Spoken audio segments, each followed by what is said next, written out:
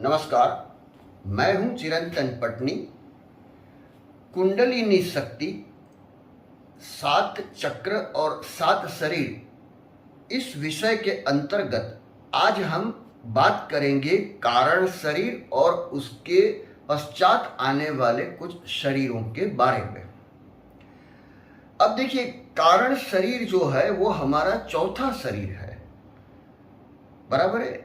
तो कारण शरीर वैसे हमें दिखेगा नहीं, क्योंकि यह ओवरलैपिंग है एक दूसरे से। तो कारण शरीर को समझने के पहले हमें कुछ और भी समझना पड़ेगा। हमारे जो शरीर के कोश है, हाँ, विविध कोश है, उसके बारे में हम चर्चा करेंगे, तब जाके आगे हमें जो कारण शरीर कहाँ है और क्या है उसके बारे में पता चलेगा। तो सबसे पहले जो कोश आएगा वो है अन्नमय कोश। अन्नमय कोश क्या है? हमारा जो पार्थिव शरीर है, हम भूख लगती है, हमें खाना खाते हैं, और जो हमारे भीतर हम जो खाना जो हम खाते हैं, खुराक, उसका क्या बनता है? खून बनता है। खून से प्राण तत्व बनता है और एक चेतना बनती है जो हमारे शरीर में घूमती रहती है। तो ये पहला जो कोश है वो अन्नमय कोश है। दूसरा जो कोश है वो प्राणमय कोश। प्राणमय कोश, देखिए, हम इस संसार में अगर सूर्य और चंद्र ये दो है तो ही इस पृथ्वी पर जीवन आधारित है, ठीक है ना। ये शक्य उसी के लिए, अन्यथा जीवन ना होता। तो यह प्राण वायु जो हम लेते हैं यहाँ पर हमारे शरीर के भीतर, और हमें यह जिंदा रखता है, हमारे अंदर जीवन, हर सांस से हम प्राण लेते हैं, बराबर है। तो ये प्राण तत्व है। हालांकि इसकी और विस्तृत चर्चा हमें करनी होगी, लेकिन ये हम आगे जाके करेंगे। हम अब आगे बढ़ेंगे मनोमय कोश की तरफ। मनोमय कोश जो है वो क्या है? हमारा सूक्ष्म शरीर है, जो कि तीसरा शरीर है। तो मनोमय कोश से क्या होगा? हम हमारे सूक्ष्म शरीर को जो पोषण मिलेगा, जो वो स्थिरता मिलेगी। देखिए, हम खाने पीने के बाद हमें क्या होता है? एक संतोष मिलता है, हाँ। तो हमारा मन, चित्त और वृत्ति शांत होती है। तो इसके बाद में जो है वो आएगा हमारा एक और जो विज्ञानमय कोश। विज्ञानमय कोश क्या होगा? ये सब करने के बाद हमारी जो, जैसे हम मोबाइल चार्ज करते हैं, अलग अलग एप्स आती है, तो वैसे हमारी बुद्धि जागृत करेगा, हाँ। विज्ञान क्या है? विशेष ज्ञान। तो यह 3 अन्नमय, प्राणमय और मनोमय कोश को पोषण मिलने के बाद जो है हमारा आएगा यह विज्ञानमय कोश। विज्ञानमय कोश जो है वो हमारी बुद्धि को जो है वो हमारे विचारों को जो है तंदुरुस्त रखेगा और हमें एक ऐसी ऊर्जा देगा कि जो कि हमारा मन, जो चित्त है, वृत्ति है, वो प्रफुल्लित और प्रसन्न रहेगी। अब जो हम आगे बढ़ेंगे वहां कारण शरीर है, और यह जो है हमारा शरीर कहाँ आया है हम देखेंगे। तो यह, इसको आनंदमय कोश कहते हैं। आनंदमय कोश क्या होगा? यहाँ कुंडलिनी शक्ति जो है हमारा, उसका जो कारण शरीर जो है यहां पर बसी हुई है ना। तो कुंडलिनी यहां अगर इतने कोश जो है, हाँ, अगर हमें इसको समझ लिया है तो यह हमारा कारण शरीर आनंदमय कोश में होगा, क्योंकि हमारे आत्मा का गुण क्या है? सत्य, चित्त और आनंद।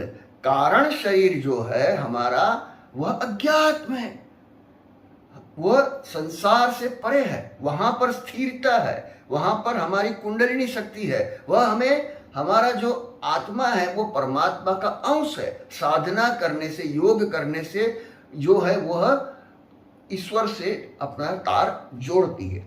अब आप देखेंगे और एक चीज, यह कारण शरीर की बात हो गई। तो इसके बाद में एक ब्रह्म कोश आएगा। ब्रह्म कोश जो है यानी कि वह एकदम सुपर कक्षा जो है हम कहते हैं। यहाँ पर जो संत महंत जो है, योगी, यह बहुत ही बड़ी साधना में सालों तक, हजारों सालों तक जो है अपने खोए रहते हैं और एक ऐसा आनंद लेते हैं जहाँ पर जो है संतृप्ति मिलती रहती है। और एक बात करेंगे, हमने पहले बताया था कि हम जो प्राणमय कोश है वो क्या है वो हमें और उसके जानने की कोशिश करेंगे। अभी देखिए, हम प्राण तत्व लेते हैं संसार में। अगर सूर्य है, चंद्र है, तो ही इस पृथ्वी पर जीवन है। और हम चाहे कितना भी अन्न खा ले, पानी पी ले, पर अगर प्राण तत्व नहीं है, प्राण वायु नहीं है, तो हम जिंदा नहीं रह पाएंगे, कोई भी जीव। ठीक है ना। तो पहला जो है वो प्राण वायु है, प्राण तत्व है। वो कहाँ है? नाभि से ऊपर प्राण तत्व, और नाभि के नीचे क्या है? अपान तत्व। अब देखिए, हमें डकार आता है और क्या बोलते हैं, हिचकी आती है, तो वो पान वायु, यहां से ऊपर वाला, नाभि के ऊपर वाला। ठीक है ना। और अपान वायु क्या है? नाभि के नीचे वाला जो गैस है, और ये सब जो अशुद्धियां है वह अपान वायु नीचे है। ठीक है। आगे हम बढ़ेंगे तो और एक आएगा उदान वायु। उदान वायु क्या है ये भी हम समझेंगे, लेकिन उसके पहले हम समझेंगे समान वायु। समान वायु जो है वह क्या करता है? हमारे पाचन शक्ति जो है, पाचन शक्ति है, और जो हमारे परितृप्ति होती है, हमारे अग्नि जठर में जो हमारे भूख लगती है ना, तो उसको अग्नि तत्व को जागृत करता है। हमारी परितृप्ति किससे करता है? खुराक से। तो वो है, वो पोषण देता है और हमें पाचन शक्ति की अभिवृद्धि कराता है। आगे बढ़ेंगे हम तो हम देखेंगे कि एक और है जो है व्यान। व्यान वायु क्या है? व्यान वायु सब जो प्राण तत्व यहाँ थे शरीर के केंद्र में, उसे अलग अलग विभागों में भेज देता है, जहां से वो उसका काम डिस्ट्रीब्यूशन का होता है पूरे शरीर में। और हृदय में वो जाता है, हृदय से पूरे अंग में जहां जहां ऊर्जा चाहिए वो होता है। उससे रक्तस्राव, हमारे हेमोग्लोबिन यानी कि रक्तकण, श्वेत कण, प्लाज्मा जो होता है, इसे वो नियंत्रित करके अलग अलग शरीर की जगह पर भेज देता है। आखिर में हम बात करेंगे जो है वो उदान वायु। उदान वायु ऐसा है कि अगर योगी ने इसे सिद्ध कर दिया तो वो, अब देखते हैं कुछ योगी जो है वो कीचड़ में रहते हैं, या तो फिर अपने एक अलग अलग जगह पे रहते हैं, उनको कीटक साधना करते हैं तो कुछ काटते हैं तो उनको कोई असर नहीं होती। अगर किसी संत ने, योगी ने जब उदान वायु को जो है वह सिद्ध कर लिया है तो वो वहां से परितृप्ति वहां मिलेगी। और उदान वायु का अर्थ क्या है? ऊपर, ऊर्ध्व, उठना, यानी कि गले और उसके ऊपर का जो हिस्सा है वहां जो हमारा उदान वायु है वह काम करता है। तो हम एक चीज समझ गए हैं कि अन्नमय कोश, प्राणमय कोश, मनोमय कोश, विज्ञान कोश, और जो है वो आनंदमय कोश, और आखिर में ब्रह्म कोश, ब्रह्म। तो ये कोश जो है, इसमें आनंदमय कोश में जो हमारी कारण शरीर जो कुंडलिनी बसी है वो वहां पर है, स्थित है। अब आप और आगे बढ़ते बात करेंगे तो उसके बाद में क्या आएगा? कारण शरीर के बाद में लिंग शरीर। इतना अंगुष्ठ जितना हमारा शरीर जो है अवकाश में घूमता रहता है, आकाश व्योम में भटकता रहता है। फिर महालिंग शरीर आएगा। उसके बाद में क्या आएगा? एक विराट शरीर।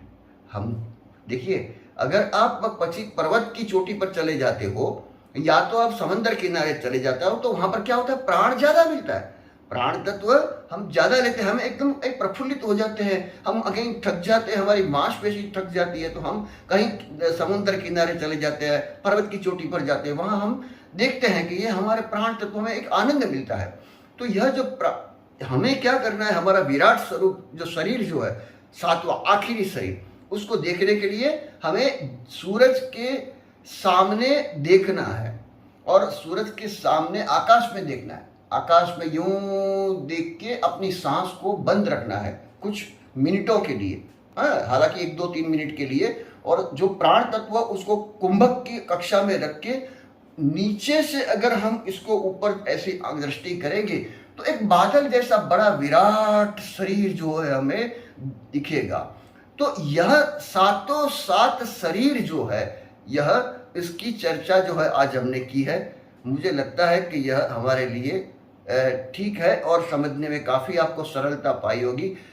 जो मेरे दर्शकों ने पिछले मेरे जो एपिसोड जो थे कुंडलिनी शक्ति, 7 शरीर और 7 चक्र के बारे में, उन्होंने बहुत ही अच्छा प्रतिभाव दिया है। मैं उनका धन्यवाद करता हूँ और उन्हीं के कहने से ये एपिसोड आगे बढ़ते हैं।